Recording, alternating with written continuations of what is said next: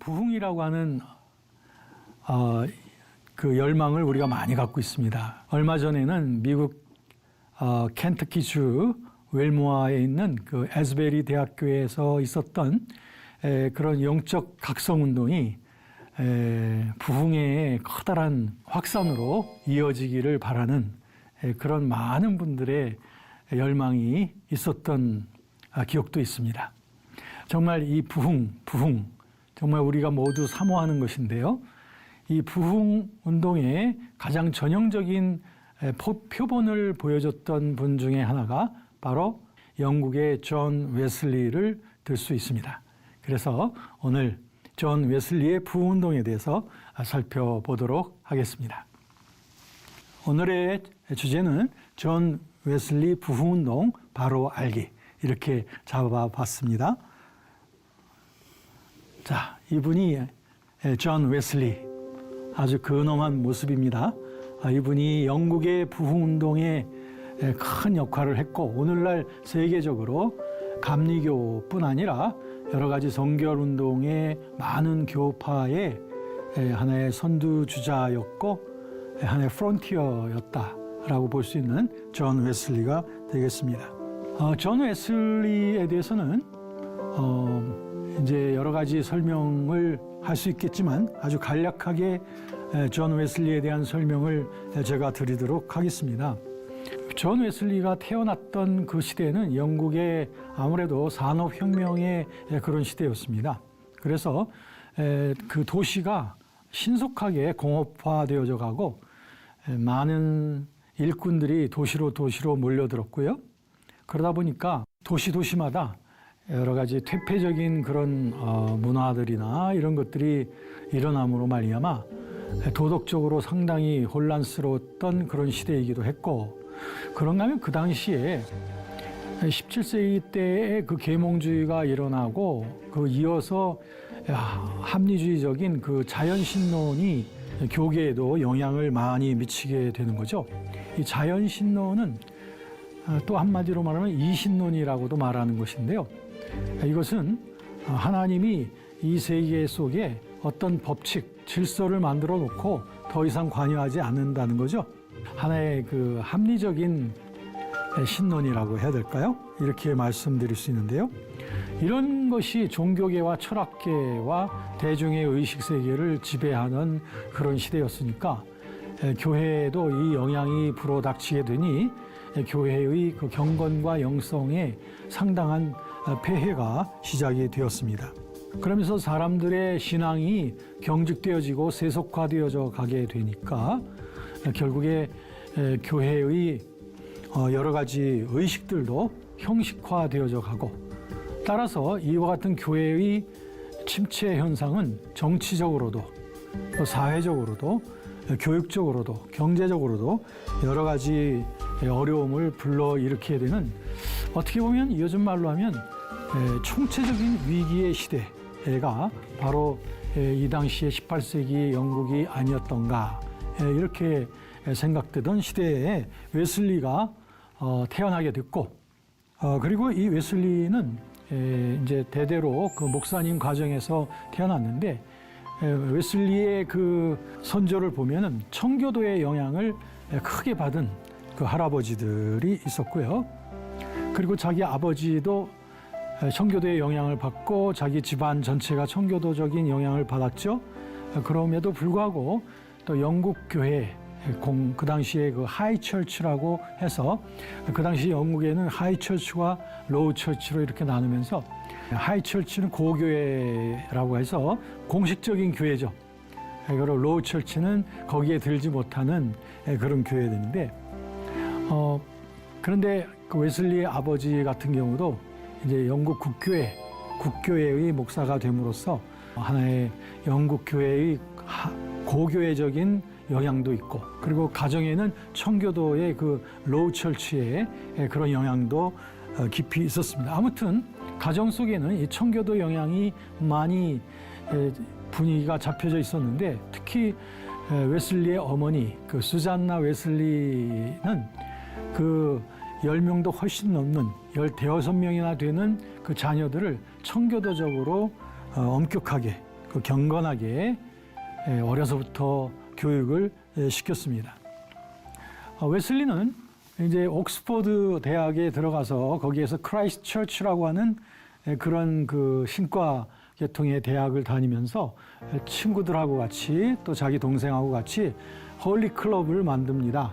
신성 클럽이죠. 여기에서 그들은 지난번에 우리가 보았듯이 그 경건주의 스패너가 작은 소 모임을 통해서 전체로서의 교회를 갱신시킨다고 하는 그런 이상처럼 이 홀리클럽이 그런 소그룹이었습니다. 그래서 경건을 훈련하는 그러한 소그룹이었죠.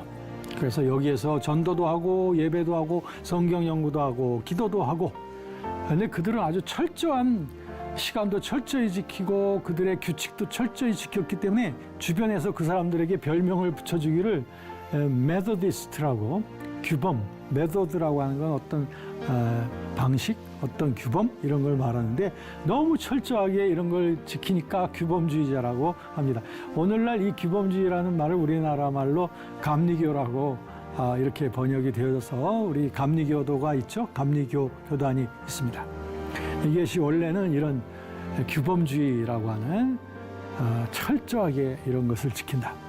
그래서 웨슬리가 강조했던 건 뭐냐면 경건주의 스패너도 역시 경건을 강조했듯이 웨슬리도 경건을 강조하면서 특별히 이 뉴 버스, 새로운 생명, 그러니까 우리가 거듭남이죠. 거듭남의 이 은혜와 또 더 나아가서 그리스도인의 완전, 이 크리스천 퍼피션, 이 두 가지가 웨슬리가 강조했던 굉장히 중요한 메시지의 축이었습니다.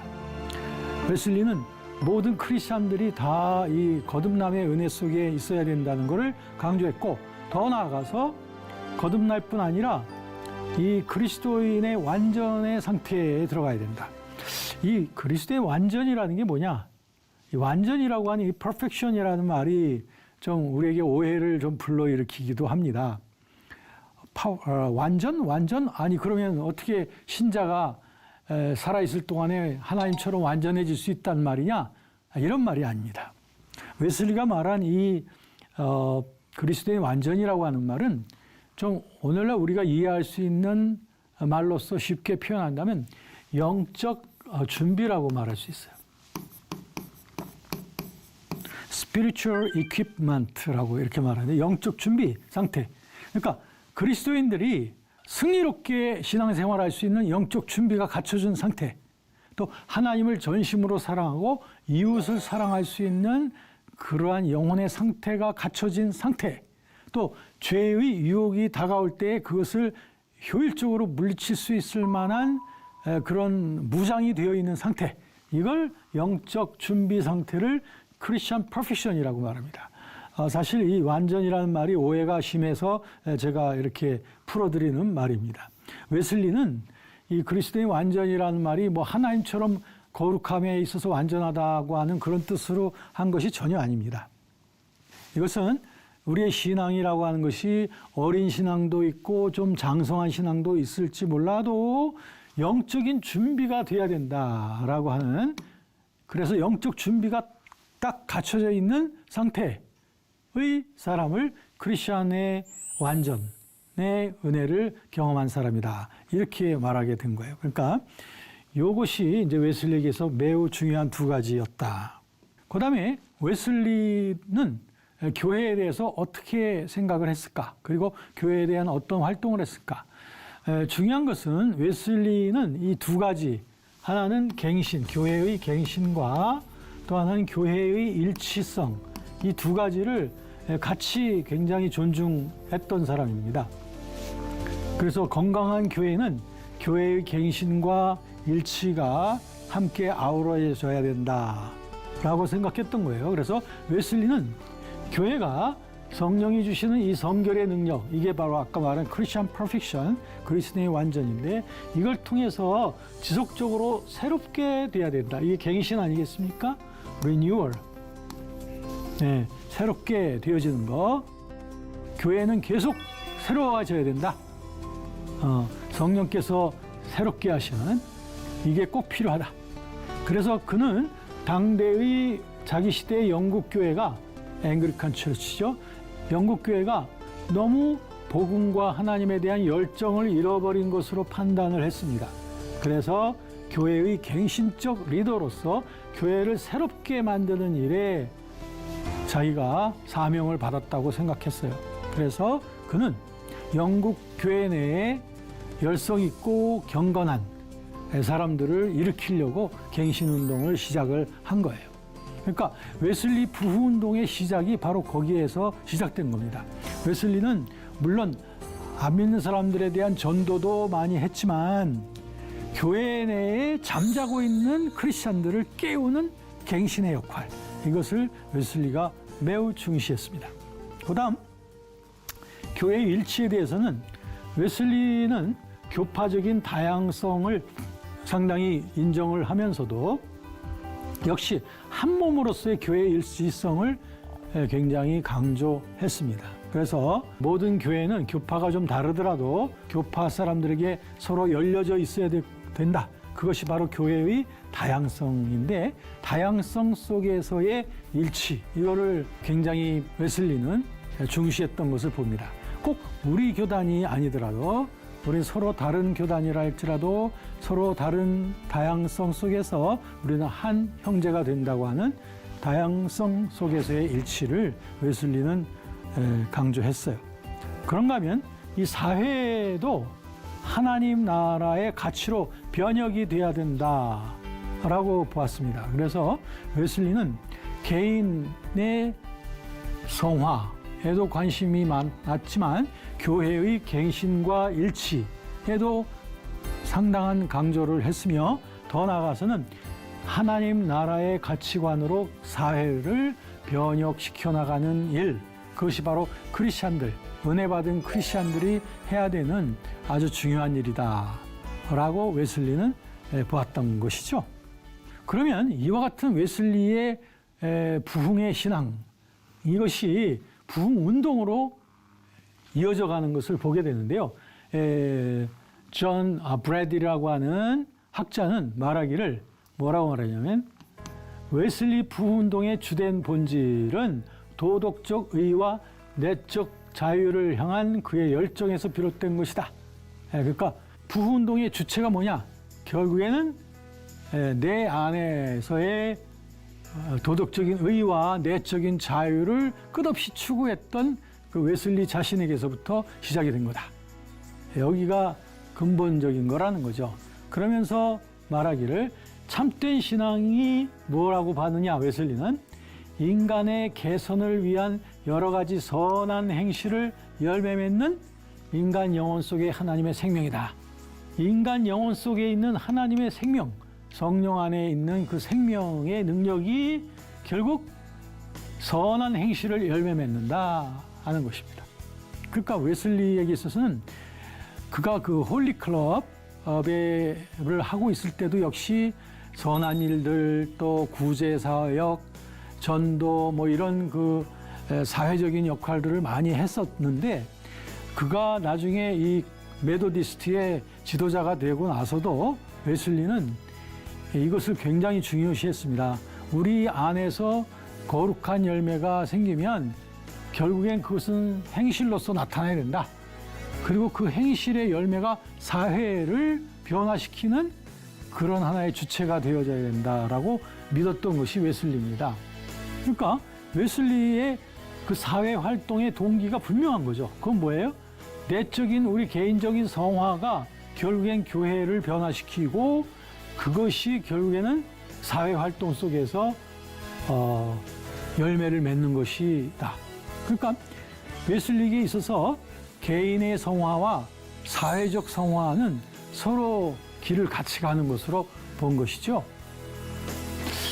자, 이것이 바로 하나님 사랑과 이웃 사랑에 대한 그리스도인의 최대의 과제라고 본 것이죠. 이것이 없이는 참다운 행복의 길이 아니다. 그러므로 하나님께 대한 사랑이 첫 번째고, 두 번째는 그 사랑 가지고 또 이웃과 사회를 사랑하는 것이다. 이것이 웨슬리의 주된 메시지였던 것이고, 그런 웨슬리의 가르침을 그의 제자들이 받게 된 거예요. 그래서 웨슬리의 제자들 중에는 목회자들이나 선교사들만 있는 것이 아니라 각계 각층의 전문인들이 정말 많았습니다. 그 사람들이 웨슬리의 메시지를 받고 그리고 자기가 있는 그 사회 속에서 개혁의 일, 사회 변혁의 일을 하기 시작한 거예요. 그것이 웨슬리의 부흥운동이 결국 영국 사회 전체를 크게 변화시키는 그런 사회적인 변혁의 열매로 나타나게 됐던 것이죠.